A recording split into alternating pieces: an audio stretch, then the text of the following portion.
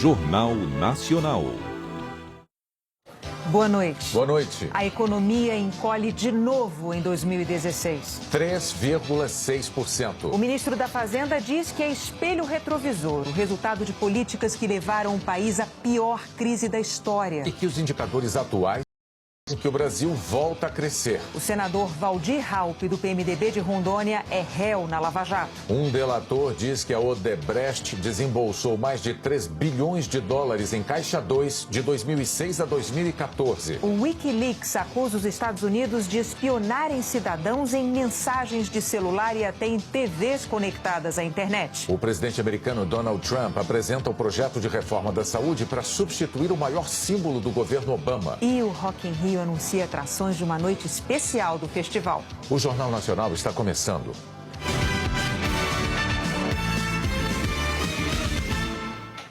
O encolhimento da economia brasileira pelo segundo ano seguido confirmou a pior recessão da história.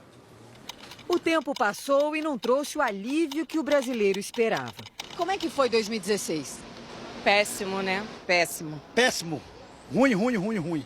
É exatamente o que o PIB, a soma de todos os bens e serviços produzidos pelo país em 2016, traduz em números. A economia encolheu 3,6% em 2016. Isso depois de retrair 3,8% em 2015. O IBGE nunca tinha registrado duas quedas seguidas do PIB desde que começou a fazer esse cálculo em 1948. É a recessão mais profunda da história. Pelo lado da produção, indústria, serviços, agropecuária, todos os setores produziram menos, o que não acontecia desde 1996. Pelo lado da demanda, os investimentos, o consumo do governo e o consumo das famílias também foram negativos. Como consumir com um desemprego recorde e cada vaga disputada assim por uma multidão? Hoje, 2.000 pessoas amanheceram na fila em Itaguaí, na região metropolitana do Rio, em busca de uma das 600 vagas para trabalhar nas escolas do município. O setor externo apresentou o único número positivo. As exportações cresceram. As importações tiveram queda. No ano passado, os ponteiros da economia giraram para trás.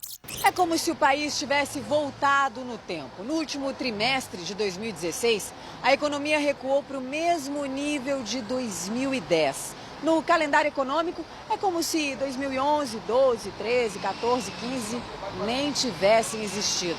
No ano passado, a vida de muitos brasileiros regrediu, piorou.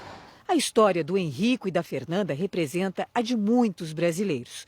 Nós entrevistamos o casal em junho do ano passado, os dois desempregados. Na época, as lágrimas do pai da pequena Maria Luísa comoveram o Brasil. Para um pai é muito complicado. Você vê a geladeira vazia e você já teve uma situação que você conseguia manter o padrão, né?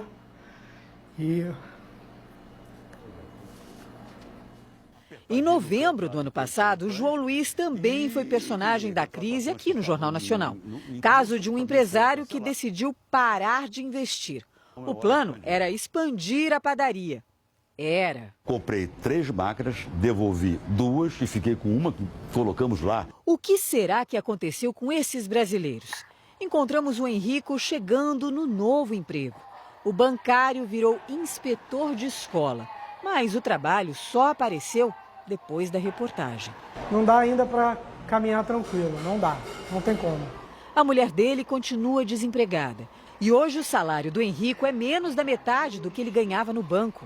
O casal ainda vive na corda bamba. Depois que eu pago o aluguel, sobra uns R$400, vamos dizer. Você faz o que com esse dinheiro? Eu pago uma conta, ou eu pago uma ou pago outra. Se eu pagar as duas, eu não consigo comprar nada para dentro de casa. Até móveis e eletrodomésticos eles tiveram que vender para poder encher a geladeira. Berço, por exemplo, da minha filha vendia. Desde o início da crise, em 2014, a renda dos brasileiros caiu quase 10%. E o empresário que queria ampliar a padaria? A padaria está adiada mesmo para 2019. Mas a Maria Luísa não deixa os pais perderem a esperança nos tempos que vêm pela frente. Eles ainda querem ser personagens de uma outra história, a de um país com a economia voltando a andar para frente. Que eu consiga um emprego em primeiro lugar, depois é colocar a Maria Luísa na creche, né, logo que eu conseguir. Até o final do ano tem que ser. Espero que sim, espero que sim. A recessão não poupou nenhum setor da economia. No balcão de emprego, a esperança de que essa tal de crise vá logo embora. Mas, até agora... Muito difícil, nunca tem vaga, procura e nunca tem. Aí a fila do desemprego aumenta. Faliu.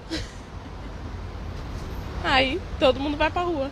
Pamela trabalhava numa empresa de telemarketing, que faz parte do setor que mais emprega no país, o de serviços, que não deu sinal de melhoria no ano passado. As atividades que tiveram as maiores quedas foram transporte, armazenagem e comércio. Desempregados ou endividados, muitos brasileiros tiveram que passar a tesoura no consumo. Aluguel, curso, faculdade, internet, roupa e daí por diante. O comércio não vende, aí as fábricas não produzem. 2016 foi o terceiro ano de marcha ré na indústria. A indústria de transformação, que inclui máquinas e automóveis, e a indústria de construção tiveram queda de 5,2% no ano passado.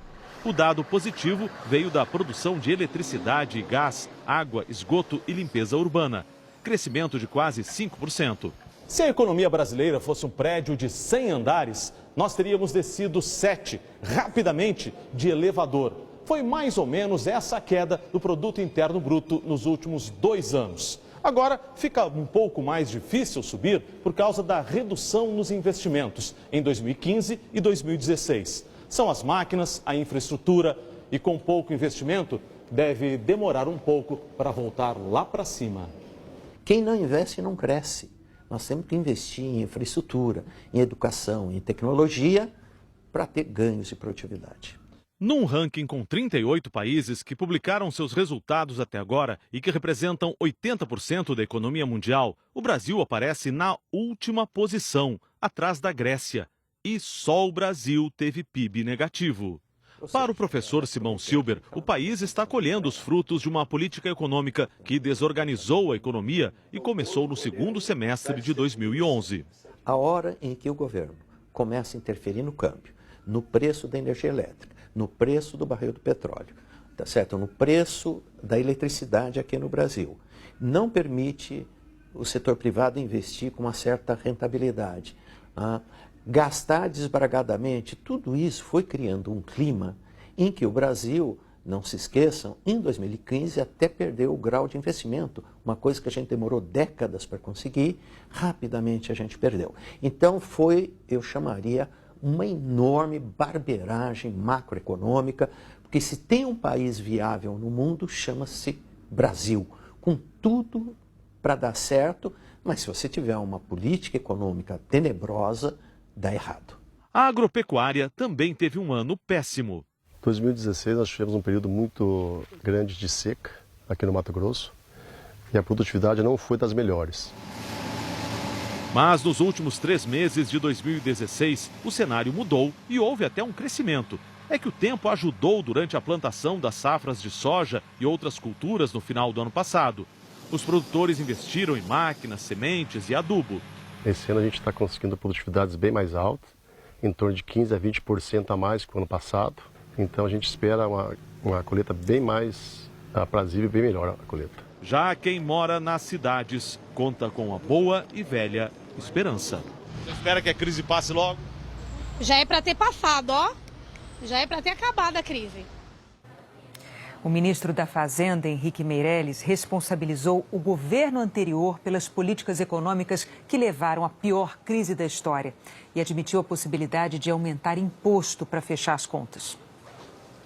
Quando a reunião do Conselhão começou, o presidente Michel Temer e os ministros já sabiam do resultado do PIB. O presidente disse que o governo não pode ficar parado diante das dificuldades enfrentadas pela economia. Defendeu as reformas da Previdência, trabalhista e tributária. E disse que quem critica da Previdência é quem ganha mais. Nós estamos encarando com muita muita coragem, se não até com relativa ousadia, as reformas que o Brasil demanda e precisa, porque não há atalhos ou passes de mágica nessa matéria. Tampouco há espaço para hesitação. Cerca de 63% dos trabalhadores brasileiros terão aposentadoria integral, porque ganham salário mínimo. Lamento dizê-lo, mas e o mínimo da Previdência é o salário mínimo. Então, quem eventualmente possa insurgir-se é um grupo de 27%, 37%. Quem reclama é quem, na verdade, ganha muito mais.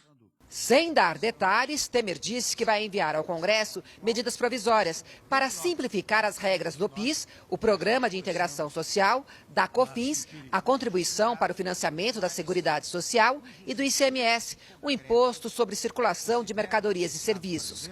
O ministro da Fazenda disse que a queda no PIB já era esperada. Segundo ele, foi o resultado de uma série de políticas adotadas no governo passado, que levaram a economia a passar pela pior crise de sua história.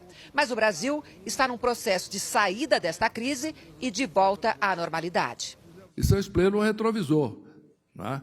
Na realidade, estes índices refletem o que está acontecendo agora e que vai ser divulgado com o crescimento do PIB do primeiro trimestre, que vai ser divulgado em abril. Otimista, mas o ministro foi bastante claro. Disse que o governo tem uma meta para este ano, um déficit de 139 bilhões de reais, e que essa meta vai ser cumprida a qualquer custo. Nós mantemos a meta e o compromisso com o resultado primário de 2017.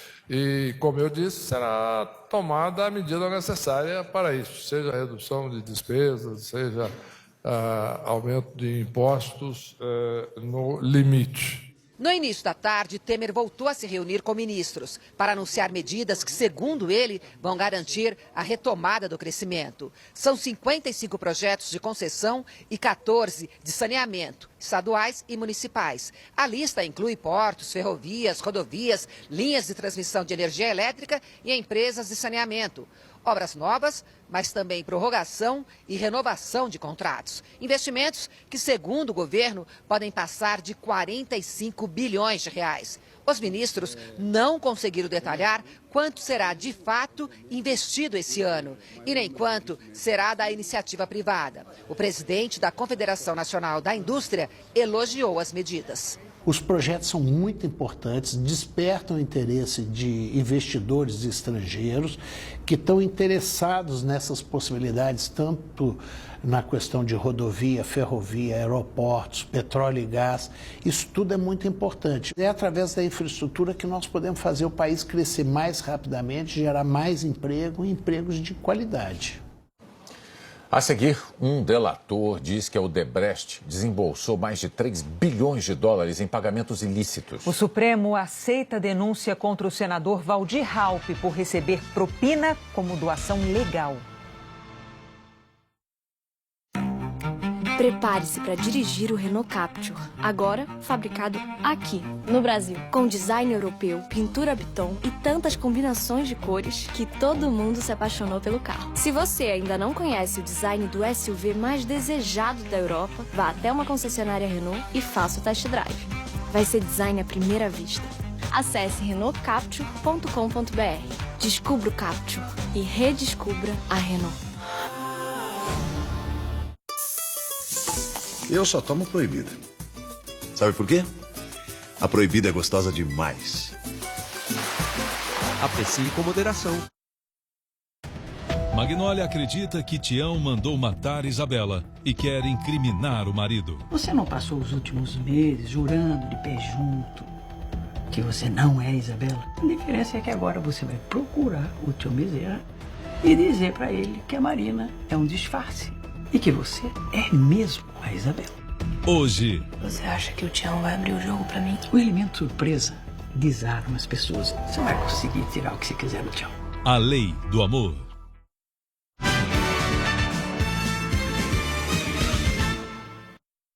O ministro do Tribunal Superior Eleitoral, Rehaman Benjamin, que investiga se houve abuso de poder econômico na chapa Dilma Temer, marcou uma acariação com 3 delatores da Odebrecht.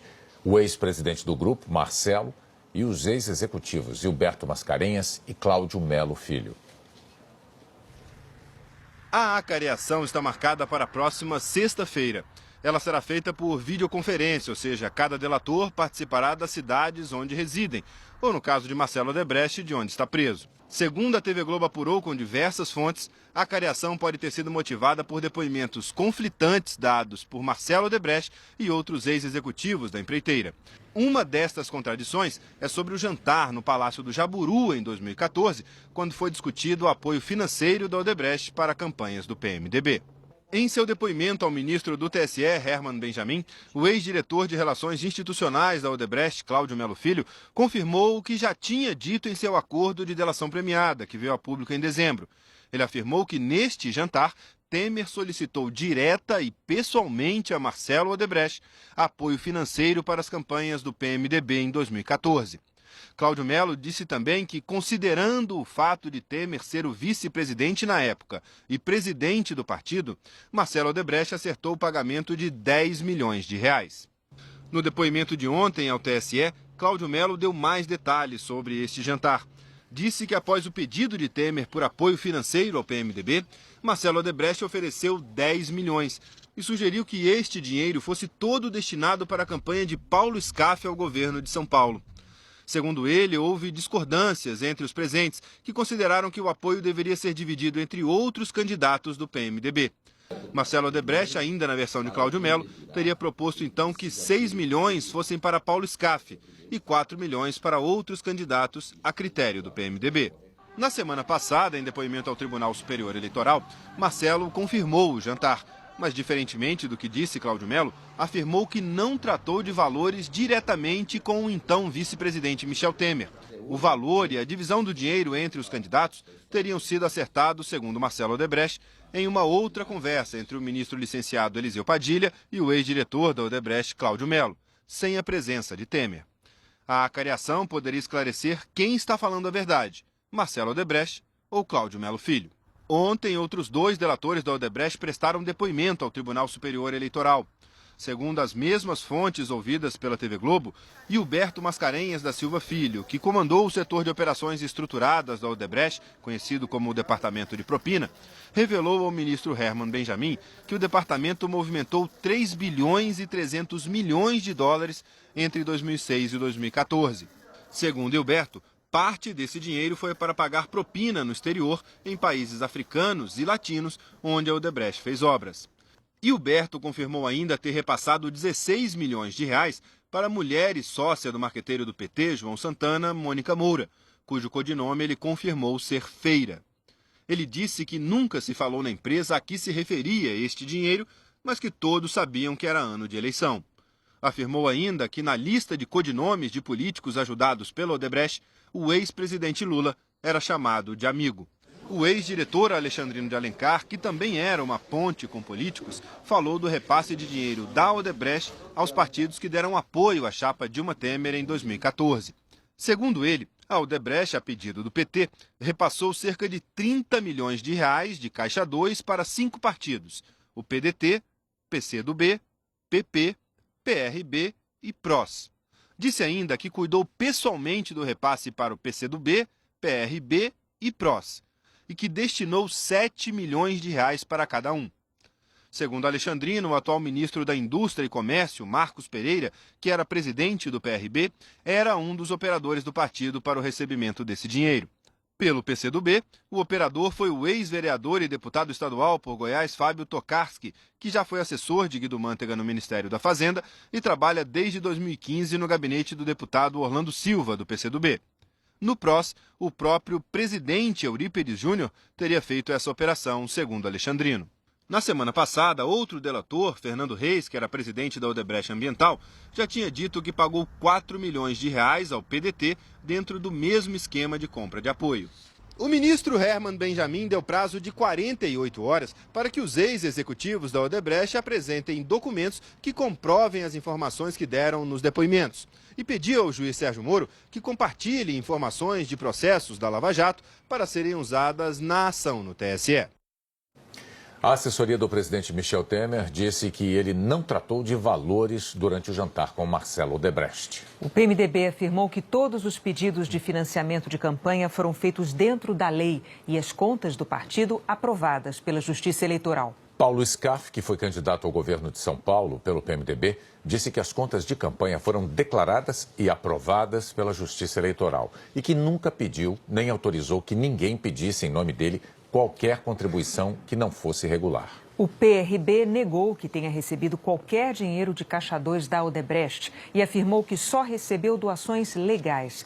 O ministro da Indústria e Comércio que é do partido, disse que a citação ao nome dele é mentirosa e uma tentativa de manchar sua honra. O PP não respondeu às nossas ligações. O PROS declarou que o presidente da legenda, Eurípides Júnior, nunca recebeu qualquer valor fora da legalidade e não conhece as pessoas envolvidas. O partido, como os outros citados, declarou que só recebeu doações dentro da lei. O PCdoB, o ministro licenciado da Casa Civil, Eliseu Padilha, e a defesa de Mônica Moura não quiseram se pronunciar. Nós não conseguimos contato com Fábio Tokarski. O ex-presidente Lula disse que jamais solicitou qualquer recurso indevido para Odebrecht ou qualquer outra empresa e que isso será provado na justiça. Ele afirmou ainda que desconhece o apelido amigo e que não tem nenhuma relação com a planilha da Odebrecht. O PT não retornou nosso contato. O PDT disse que declarou apoio oficial à chapa Dilma Temer meses antes do suposto pagamento e que vai exigir que o delator comprove suas declarações.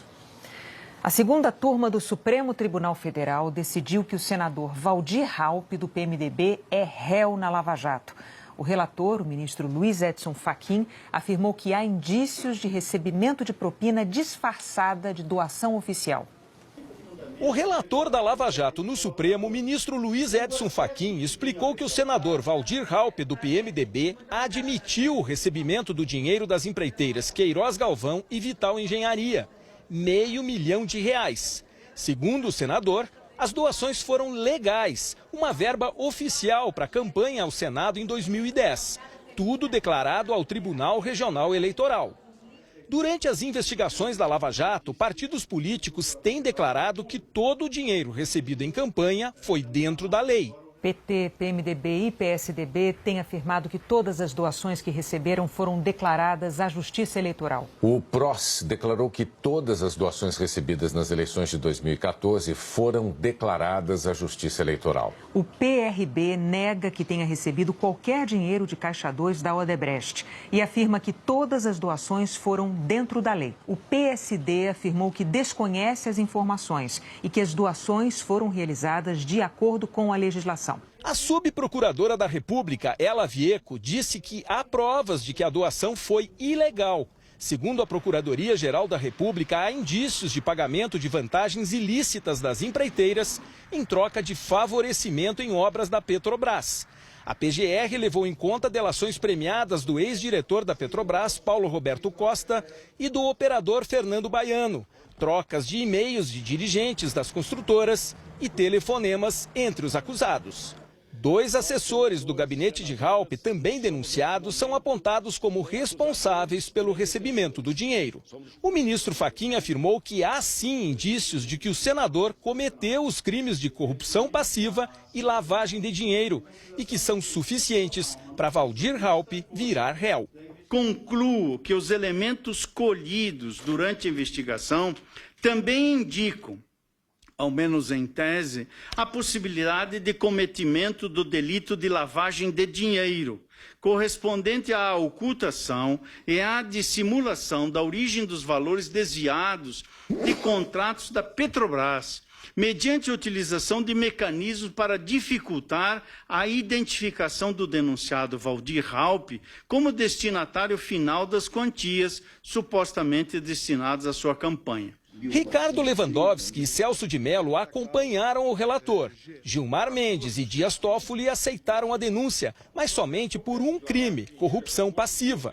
Raupp é o primeiro integrante da cúpula do PMDB a virar réu na Lava Jato. Uma engenhosa estratégia de lavagem de dinheiro, a prestação de contas atuará como um típico expediente de ocultação ou até mais, de dissimulação do caráter delituoso das quantias doadas em caráter oficial, oriundas da prática, por exemplo, do delito de corrupção. Essa é a primeira vez que o Supremo considera suspeita uma doação de campanha declarada ao Tribunal Superior Eleitoral, o que enfraquece a alegação de legalidade nessas doações usada em defesa dos políticos.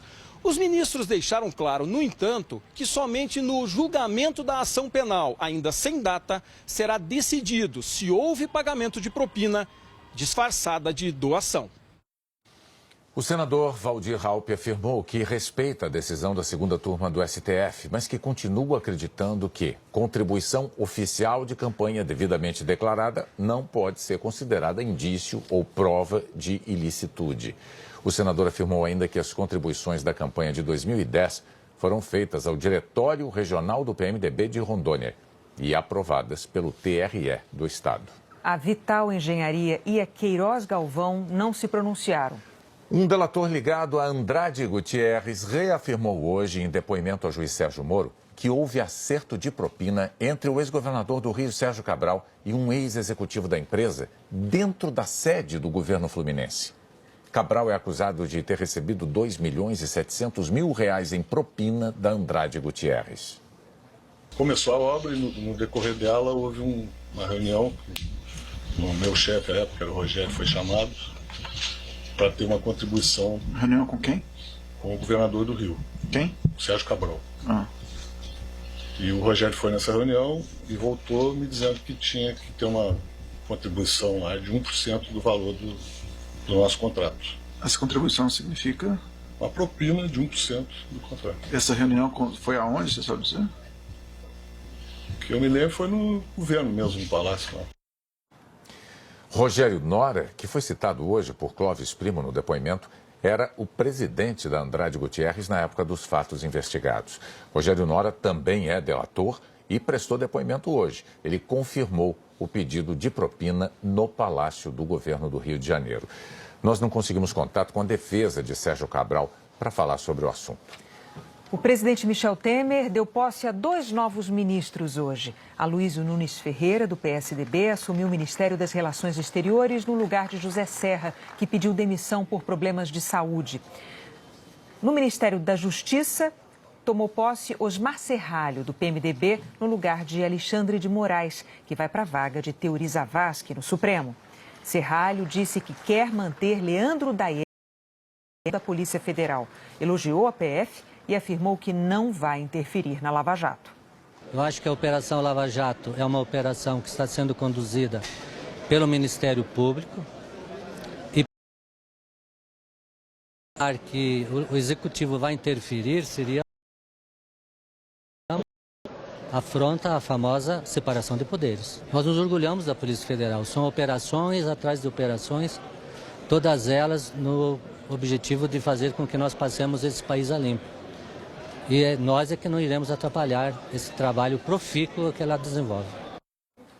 A seguir, o partido de Donald Trump apresenta um projeto para substituir um dos maiores símbolos do governo Obama. O site Wikileaks divulga que a agência de espionagem americana monitorou aparelhos ligados à internet no mundo todo.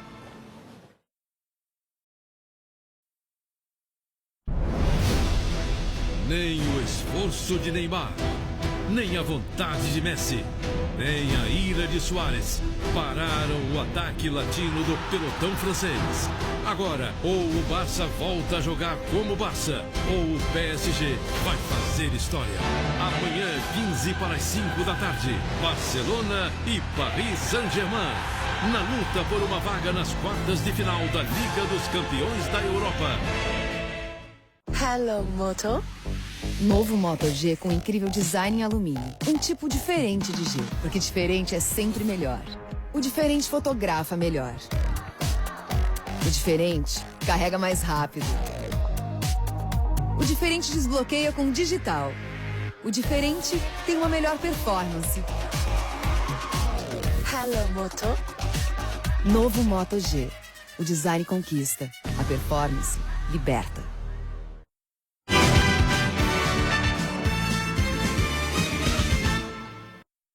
O site Wikileaks afirmou que espiões americanos com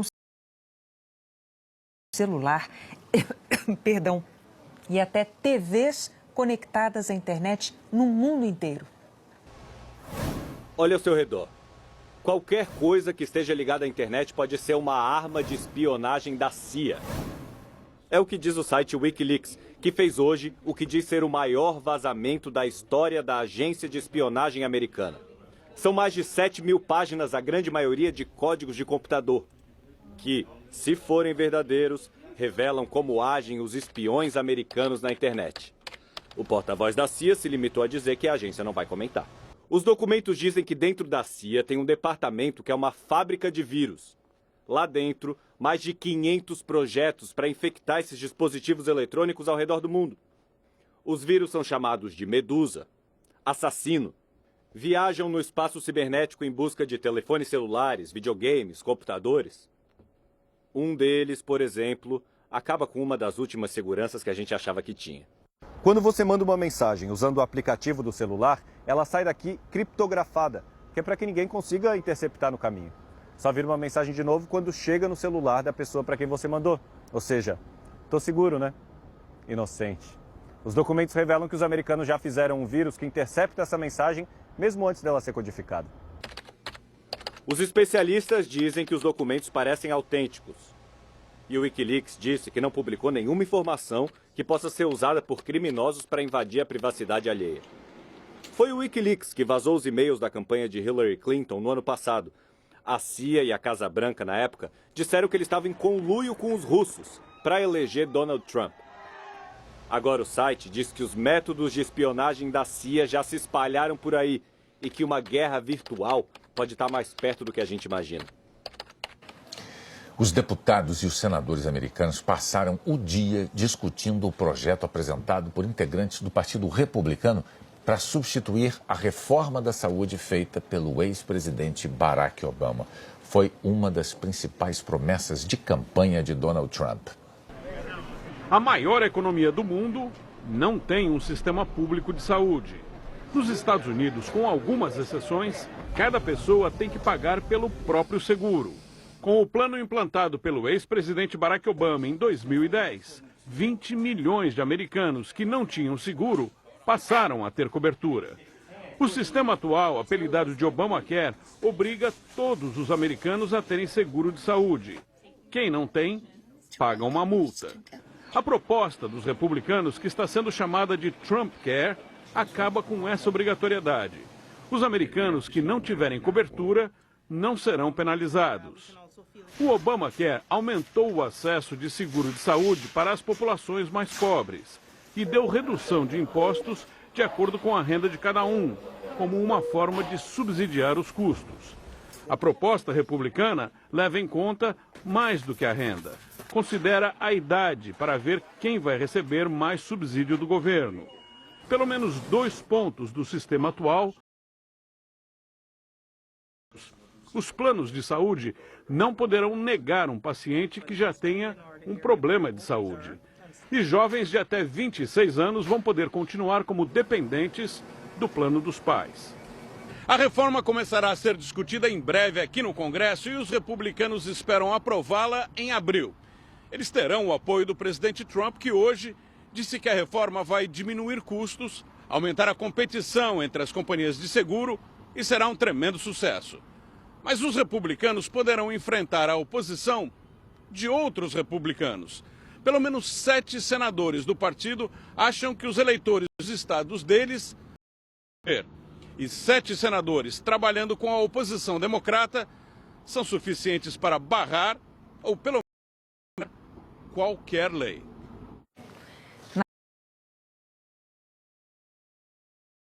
A causa da morte de George Michael. O exame no corpo do doutor revelou que, além de muita gordura no fígado, ele tinha cardiopatia dilatada, uma doença no músculo do coração que atrapalha o bombeamento de sangue. George Michael morreu no Natal do ano passado, aos 53 anos. É hora de ver então a previsão do tempo para amanhã em todo o Brasil. Mas é de São Paulo que fala a Maju Coutinho. Boa noite, Maju. Oi, Bonner, boa noite para você, para Renata e para todos. Olha, eu vou começar aqui com as imagens da chuva que desabou na Grande São Paulo no fim da tarde de hoje. Em Francisco Morato, o telespectador Rogério Silva gravou a chuva engolindo aí as ruas. Na região central de Franco da Rocha também ficou alagada, o capô dos carros aí quase, a água chegou quase no capô. E aqui no centro de São Paulo, uma árvore caiu sobre 2 carros, ninguém se feriu. Felizmente. Amanhã o alerta vai para o Vale do Paraíba, para o Rio de Janeiro, sul de Minas e aqui sul do Espírito Santo. Já pode chover logo cedo, essas áreas já estão encharcadas, inclusive. Chuva provocada pela frente fria que começou a viagem dela pelo sul do país na semana passada e amanhã chega ao litoral capixaba aqui, acompanhada desse sistema que empurra a umidade para o continente. Lá no norte da região norte e no norte do nordeste, quem manda é a zona de convergência intertropical, que deve levar chuva amanhã para as áreas entre Amapá e o Ceará. Essa faixa aqui de nebulosidade voltou a visitar essas áreas, né? Mas ela ainda precisa aparecer muito mais no estado do Ceará para aliviar a seca. Dos 153 açudes lá monitorados pelo governo, 131 estão com menos de 30% da capacidade. Destes 131, 29 estão secos, só 2 transbordaram ou sangraram, como dizem por lá. Amanhã deve chover desde cedo também no norte cearense, né? Como eu falei, em parte do Rio Grande do Norte, sul do Piauí. Em todas essas áreas aqui em verde escuro, chuva desde cedo, como no leste do Paraná e de Santa Catarina. Agora, já onde tem o verde claro, pancadas à tarde que podem ser isoladas mais fortes. E tempo firme aqui, olha, nessa faixa que vai de Goiás, passando pelo norte de Minas, grande parte da Bahia e de Sergipe e em parte aqui, Bonner, do Rio Grande do Sul, com sol o dia todo. Nessa altura do verão, já tem muita gente querendo, Maju, que a temperatura dê uma refrescadinha, né? O Rio de Janeiro, por exemplo, hoje estava parecendo uma panela de pressão pelo 2º ou 3º dia consecutivo, né? Tem alguma esperança de essa temperatura baixar um pouquinho no Rio? Tem, Bonner, mas olha só, já está bem mais baixa do que na semana passada, já está com 31, 32, a gente estava com 37 por aí. Eu vou chegar no Rio de Janeiro, deixa eu falar de Brasília antes. 31 em Brasília amanhã, 32 em Salvador e Porto Alegre, tudo com tempo firme. 30 em Fortaleza, 31 graus em Vitória e 32 em Belém. Aqui chuva a qualquer hora. Agora sim para você aí, Bonner, e para todos os cariocas, Rio de Janeiro e Floripa, também com 31 aqui no Rio, 28 em Floripa, São Paulo com 28. Aqui chuva chegando nessas capitais, Bonner, no período da tarde. São Paulo pode amanhecer com névoa. 31 tá bom para você aí, essa temperatura? Você quer o quê no Rio de Janeiro? Essa é a temperatura, precisa ver qual é a sensação térmica. Que outro dia você falou em sensação térmica de 43, aí não dá para ser feliz, né, Maju? Vamos ver. Sim, mas a temperatura era 37, amanhã é 31. Vamos nessa, Tchau. então. Obrigado, Maju, até amanhã. Até amanhã. A seguir, as atrações internacionais de uma super noite do Rock in Rio.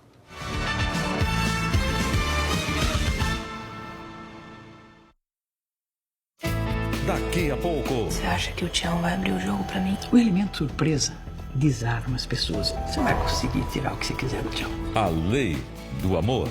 Logo depois, tem eliminação no Big Brother Brasil. E ainda... a gente vai conhecer um pouco da vida caseira de Bruno Mazeu. Vem. Tá no ar, a TV na TV. Sou a surpresa que se revela em cada esquina. Sou o passo e o salto. Sou festa em todas as ruas. Sou batida forte e mistura. Sou o frio na barriga, o pelo arrepiado. Sou o rosto pintado, a força do povo. Sou o sorriso largo de quem veio de novo. Sou o estandarte costurado a gerações, ou pintado de caneta. Sou o carnaval mais democrático do planeta. Sou o calor do frevo. Sou noite cheia de estrelas. Emoção que explode num segundo. Sou o maior bloco carnavalesco do mundo. Sou ciranda, mangue beat, capoeira. A lágrima de que valeu a pena. Sou maracatu de baque solto, caboclo de lança, o gesto gentil. Sou o verdadeiro carnaval de rua do Brasil. Carnaval do Recife. Presente. Presente. Presente. As aulas já vão começar e você também não pode faltar. Presente. Presente. Quando o aluno volta às aulas, todo mundo volta junto. Presente. Presente. Presente. E quando toda a comunidade se mobiliza, a educação vai muito mais longe. Presente. Uma campanha da Globo, Fundação Roberto Marini e Unicef.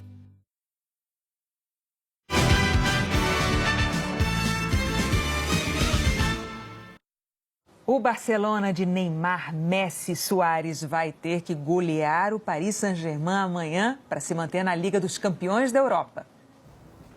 De onde virá a surpresa? Do jogador mascarado que de repente vira um Neymar? Não, né? Mas então, qual o time? Qual a tática capaz de uma façanha desse tamanho? Todos podem jogar e em qualquer esquema.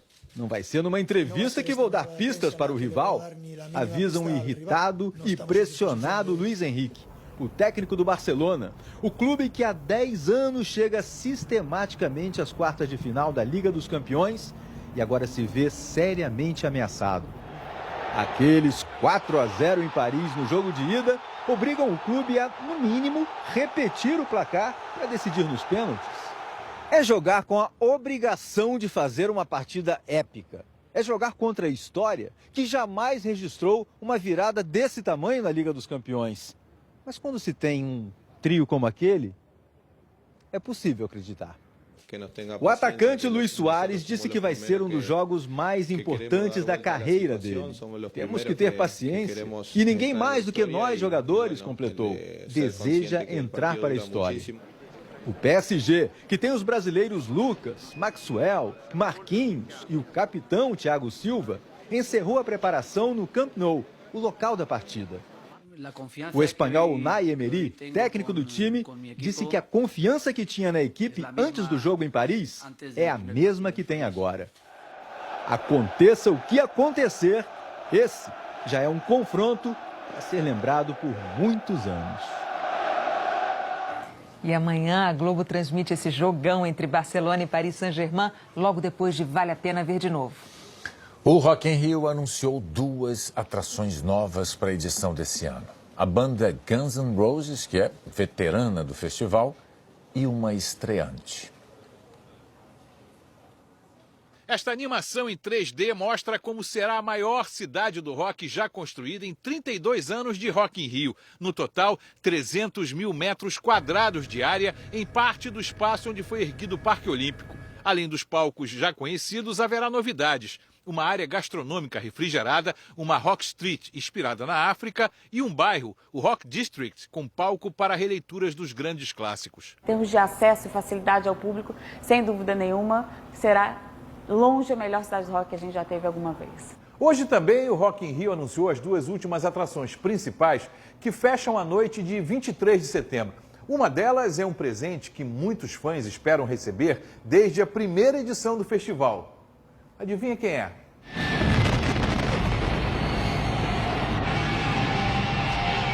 É isso mesmo que você está vendo. Pela primeira vez na América do Sul, a banda britânica The Who, uma lenda do rock mundial, com os 2 remanescentes da formação original de 64, Roger Daltrey e Pete Townshend. Tudo bem, os cabelos podem estar mais brancos e a fúria no palco mais branda, mas vamos combinar, é o The Who. E para os fãs que pediram outro gigante do rock na mesma noite, Guns N' Roses.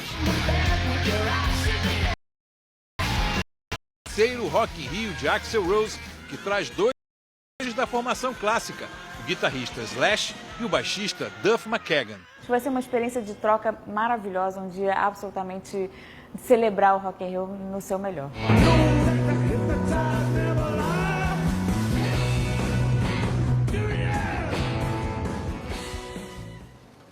O Jornal da Globo começa logo depois de Tá no Ar.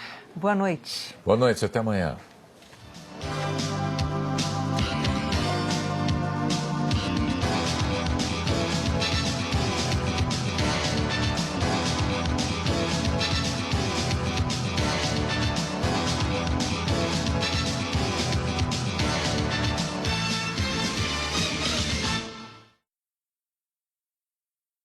Jornal